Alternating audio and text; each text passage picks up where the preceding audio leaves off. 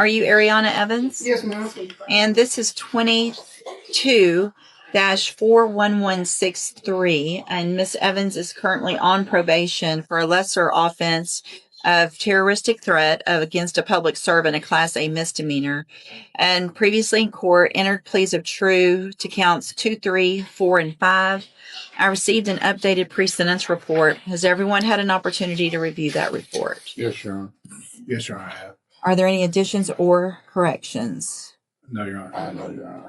I have something, Your Honor. Yes, ma'am. GPS device. I was just emailed by Friday, 5:43, that it's been dead. The battery's been dead for 3 days. Okay. At this point. Okay. Thank you, ma'am. Mr. Kimler?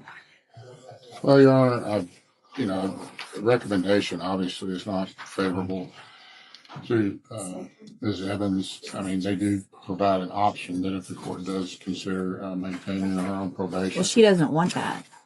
Sir? She doesn't want that, right? What do you want? I mean, it says right here she just wants to do her time so she can move on with her life and put the case behind her. Is that accurate? Yeah, but I mean, if I like get the chance to like get reinstated, I'll do that too. Which fee, as far as? What do you want? If I can do the 60 days that they offer me and be off probation. Well, 60 days is off the table.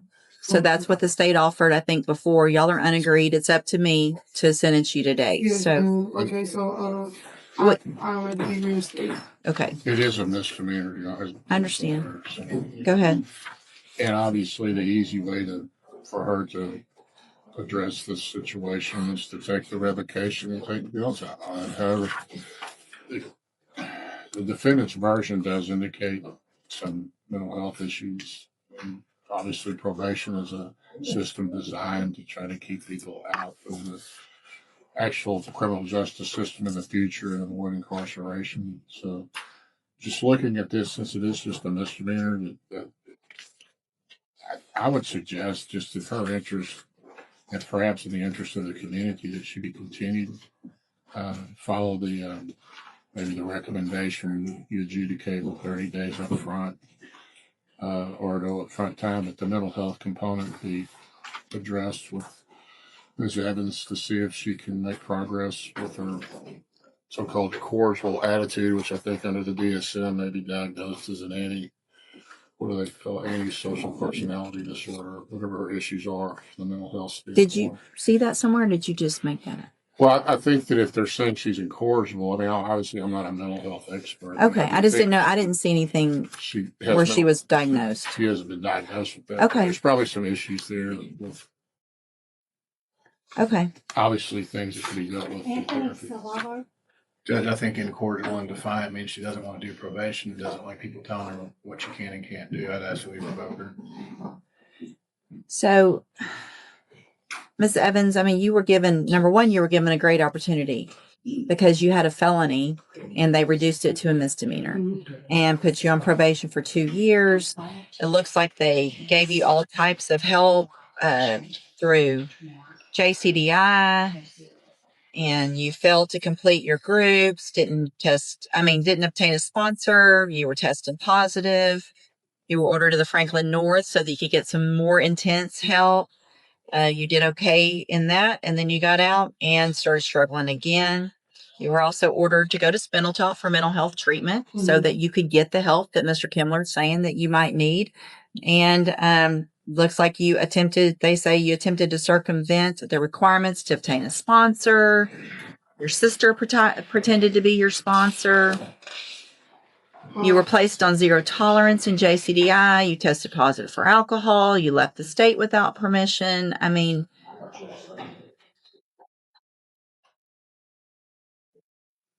all right. I'm going to find that you entered your pleas of true to counts 2, 3, 4, and 5 freely and voluntarily. Find those counts true. Find sufficient evidence to find you guilty, and at this time find you guilty of the Class A misdemeanor of terroristic threat against a public servant. I'm going to sentence you to a term of 180 days in the Jefferson County Jail. You will receive credit on that sentence for any time that you were previously in custody that the law gives you the right to receive. I'm going to hand you the trial court certification that shows this was not an agreement. You do have some rights to appeal. Y'all need to sign that real quick, please, Mr. Kimler, and give her that bottom copy.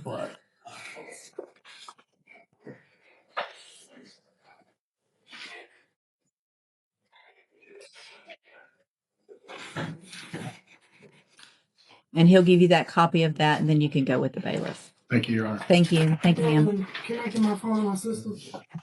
Talk to the bailiff. Just talk to the bailiff. Yeah. All right, sir. Are you Jerry LeBlanc? Yes, ma'am. And Mr. LeBlanc was previously in court, entered a plea of guilty in cause number 21-38605 to the state jail felony offense of theft, and in 22-40408 to the state jail felony offense of abandoning or endangering a child. The agreement in those cases was for a cap of 15 months in the state jail prison. I have received the pre-sentence report. Has everyone had an opportunity to review that report? Yes, Your Honor. Yes. Are there any additions or corrections? Not from the state. No, Your Honor. All right, Mr. Jeffries, you may proceed. Your Honor, I believe the most appropriate ending to this is probation. As the PSI report indicates, he would be a low risk on probation. I think just for context, a little bit of history on Mr. LeBlanc. He grew up in foster care. He did get into some trouble in his teenage years into the very early 20s. I believe the last time he got in any trouble, he was 21. He's in his 30s now.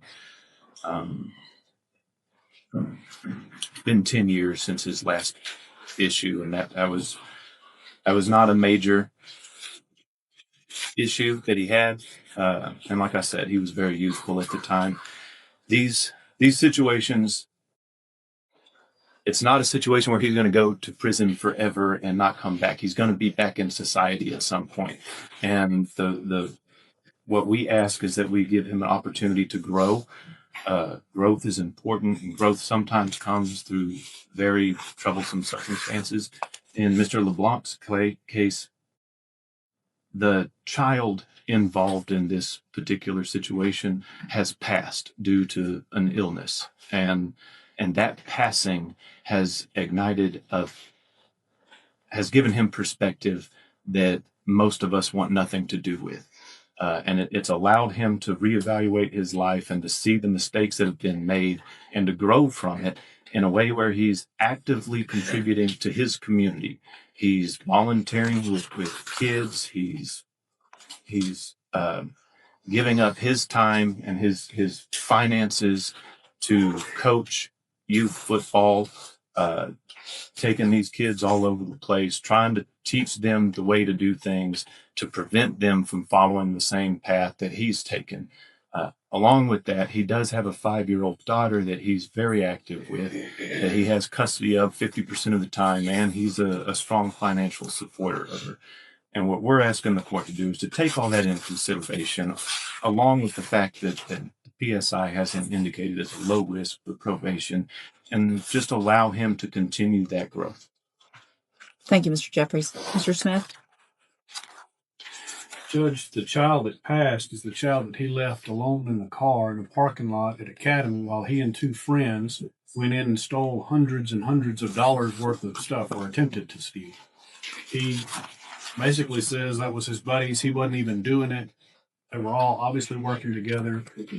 They covered the license plate with a rag so that they could make a speedy getaway. They didn't just go in and grab a few things. They had duffel bags full of clothing and items from Academy. He's been given probation opportunities before and was revoked. His criminal history speaks against him, and I believe I would ask for state jail time in this case. Thank you, Mr. Smith. So I'm looking back, I'm not sure what has been the delay. These offense dates are from 2021.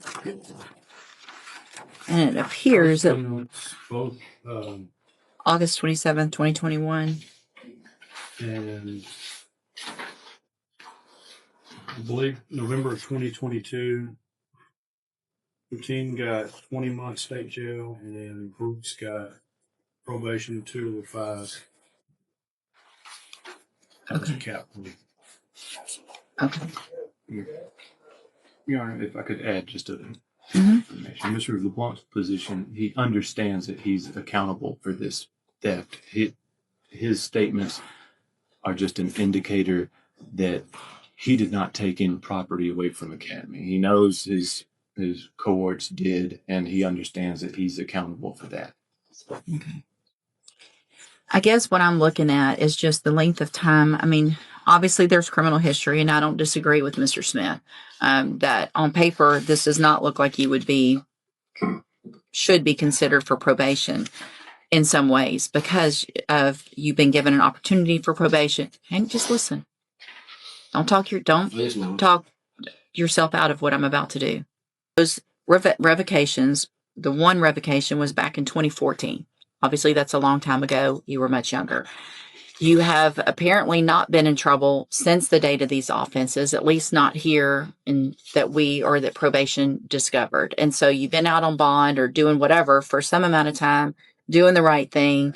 I appreciate that you're giving back. I appreciate the things you're doing. And it looks like you've grown up. You've gone through, I understand your child passing away. None of those things, however, makes it okay what you did. All right. So in cause number 21-38605, I'm going to find that you entered your plea of guilty freely and voluntarily. Find sufficient evidence to find you guilty, and at this time find you guilty of the state jail felony offensive theft. I'm going to sentence you to a term of 2 years in the state jail prison, but I'm going to probate that for 5 years. You will be ordered to pay a $500 fine and to follow all of the rules and conditions of probation. In cause number 22-40408, I'm also going to find sufficient evidence to find you guilty, and at this time find you guilty of endangering a child, state jail felony. Sentence you to a term of 2 years in the state jail prison, but I'm going to probate that, put you on probation for 5 years. You're also ordered to pay a $500 fine in that case, and you're ordered to follow all of the rules and conditions of probation. Part of those rules and conditions, you are to have no contact whatsoever with the co-defendants, Kendall Pushy and Marquise Brooks. You're also not allowed to go to Academy. And I'm also ordering that you have to find, you're not allowed, I don't know if you're still using medical marijuana. You cannot use that. Yes. Because the facts in this case looks like you were doing more than just using medical marijuana. Oh, hang on. When there's scales and stuff involved, that's not somebody that's going to get medical marijuana. And that's what was inside the baby's backpack. All right? Okay. So if you test positive for marijuana, it is a violation of your probation. You will be right back in here facing the 2-year sentence that I gave you today. No negotiation. I just gave you the max, 2 years. Okay.